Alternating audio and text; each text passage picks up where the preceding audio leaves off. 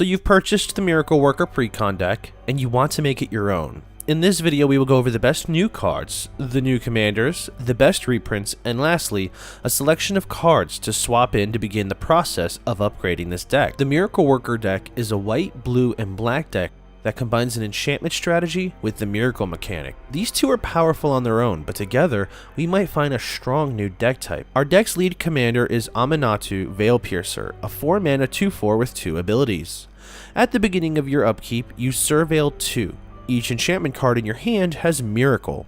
Its Miracle cost is equal to its mana cost reduced by 4 generic mana. To begin, when you're surveilling, you'll be looking at the top cards of your deck equal to the surveil value. You can put any of those cards into your graveyard and then the rest on top of your library in any order. Miracle is an alternate casting method that can only be used if that card is the first that you've drawn this turn. Aminatou is a pretty unique commander as she gives you plenty of top deck manipulation. Surveil is a pretty solid way that we can ensure that the next card drawn will more than likely be an enchantment, so you can get it for that miracle cost. If you find that both cards that you're surveilling are not enchantments, you can simply ditch them to the graveyard and hopefully the following card is a little more relevant. As for the miracle mechanic, this allows us to drop some large enchantment spells much earlier than we normally would. Getting a 4-mana discount on our spells is huge and can easily take care of the generic mana cost of many cards' casting costs. Our deck's backup commander is the Master of Keys, a 3/3 horror for 1 each of white, blue, and black, but it has an additional, optional mana cost of X. It also has flying, and as it enters, you put X +1/+1 counters on it and mill twice X cards. Each enchantment card in your graveyard has Escape. Its escape cost is equal to that card's mana cost plus exiling 3 other cards from your graveyard. It's important to note that the Master of Keys is also an enchantment creature, so it will play into the many enchantment synergies. Its abilities are also rather intensive. Obviously, it being a base 3/3 means that you don't technically have to pay any mana into the X part of the cost, and so it'll survive being in play without any of those +1/+1 counters. But it does allow you to mill yourself to help feed into that second ability. Being able to cast spells from the graveyard can also be incredibly powerful, and you can, in theory, build an entire deck around that single strategy. I actually very much like this card in tandem with our lead commander, as the two in some ways synergize with one another. Since the Master of Keys is an enchantment creature, if it's the first card that you drew on your turn, you can cast it for the miracle cost, which would in theory pay for that 4 generic mana, helping pay 4 mana into the X cost. You would have to declare the value of X before the discount is considered, and then your Master of Keys would enter with at least 4 +1/+1 counters and a self-mill trigger of at least 8 cards. So, with these two out of the way, let's take a look at some of the new cards found in this deck. We'll be looking at cards that are either powerful in the context of this deck, or cards generically good in the commander format as a whole. Ancient Cellar Spawn is a 3-mana enchantment creature horror. Each spell that you cast that's either a demon, horror, or nightmare will cost 1 less mana to cast. Whenever you cast a spell, if the mana spent to cast it is less than the card's mana value, target opponent loses life equal to the difference. This card is so powerful in decks looking to cheat mana costs. My Keurig deck, which is my competitive deck, recently got a few slots opened up, and this can help add some burn into the strategy. Basically, if you're using alternate means to cast your spells, such as our commander's miracle discount, that difference between the card's normal mana value and whatever amount of mana you actually had to pay then becomes damage to an opponent. Metamorphosis Fanatic is a 6-mana 4/4 with lifelink. When it enters, you can return up to 1 target creature from your graveyard to the battlefield with a lifelink counter on it. It also has Miracle for 1 and 1 black, letting you cast it for 2 mana if it's the first card you drew that turn. This brings a creature back from the grave, and then both it and the revived creature will have lifelink. 6 mana for 2 creatures isn't a bad return on mana investment, but 2 mana makes me really excited to get this off with Miracle, especially considering that this is a 4/4 creature. Going back to the Cellar Spawn, this is a great example of a card that will help burn opponents. If you're casting this for the miracle cost, the difference between its normal mana value and its miracle cost is 4 mana, letting you dish out 4 damage to a target opponent. Phenomenon Investigators is 4 mana for a 3/4 human detective. As it enters, you can choose Believe or Doubt. If you chose Believe, whenever a non-token creature you control dies, create a 2/2 black horror enchantment creature token. If you choose Doubt, at the beginning of your end step, you may return a non-land permanent you own to your hand, and if you do, draw a card. Surprisingly, both of these abilities have very relevant applications. I love the aristocrat flavor of the Believe mode, not only giving you a 2/2 creature, but one that has an enchantment subtype. We have a lot of cards that care about enchantments, and the idea that we can generate token enchantments in this deck lets us speed up getting a critical mass of those cards in play. The Doubt mode is incredible value, letting us bounce our own cards to draw cards, even if our opponent controls them. It just matters that we own them. This can be used strategically, letting us bounce cards with relevant enter the battlefield abilities so that we can get additional uses of those cards. Soaring Lightbringer is a 4/5 enchantment creature bird glimmer for 5 mana with flying. Other enchantment creatures you control have flying. Whenever you attack a player, you may create a 1/1 white glimmer enchantment creature token that's also tapped and attacking that player.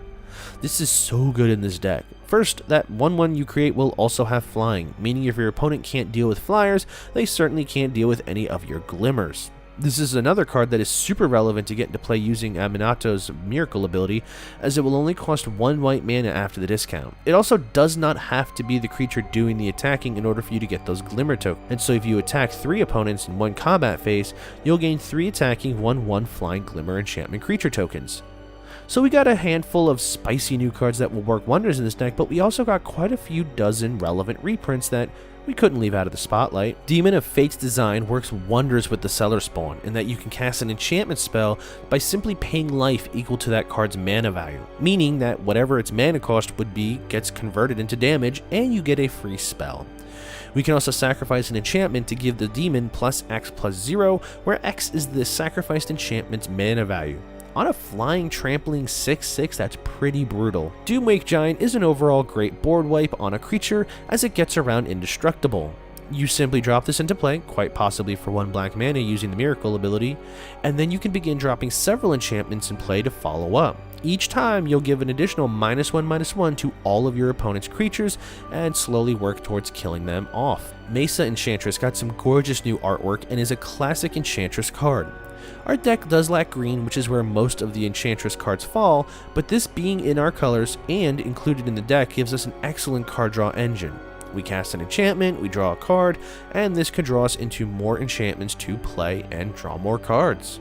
Moonblessed Cleric is perhaps the best tutor this deck could have asked for. Because our deck wants to have some control over what the top card of our deck is, we can tutor for the best enchantment for our current circumstance and put it on top. On our next turn, since it will obviously be the first card that we're drawing, we can then cast it for 4 less mana with our commander in play and, well, be off to the races. Ondu Spirit Dancer is one of a few cards in this deck that looks to copy our enchantments, which can be super helpful to double up on some abilities. Getting twice as many of a single card can give us a huge advantage, and there are quite a few enchantments that I wouldn't mind getting 2 of in play. Redress Fate is an 8 mana sorcery, but it has a miracle cost of 4 mana. You return all artifacts and enchantments from your graveyard to the battlefield. This can be extremely relevant, especially if you swap out Aminatu for the Master of Keys as our commander.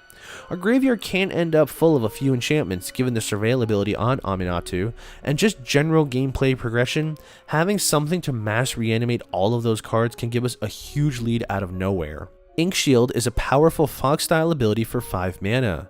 That damage isn't just prevented, but it's converted into 2/1 white and black Inkling creature tokens with flying. If your opponent swings out at you, you can drop this to completely ruin the effort and gain a sizable army to clap back. Extravagant Replication is another copying spell, giving you a token copy of a non-land permanent each turn. This is another spell that would be great to get that mana discount off of, and what's better is each turn you can copy another non-land permanent. Yes, I'll take several copies of Mesa Enchantress and begin drawing more than 1 card each turn. Monologue Tax is a budget variant of Smothering Tithe, and something I actually kind of prefer to the Tithe. This doesn't give your opponents the option of paying 2 mana to prevent you from creating a treasure token, but it does only go off once they've cast their second spell each turn. You will net less treasure tokens, but this card has such a greater level of subtlety to the value that you'll incur that I think it deserves more slots in decks. Sigil of the Empty Throne is a classic enchantment card, giving us a 4/4 angel whenever you cast an enchantment spell. We don't have much in the way of aggressive creatures in this deck, and so the idea that we can pivot to a bit of a token strategy makes this a great pivot card.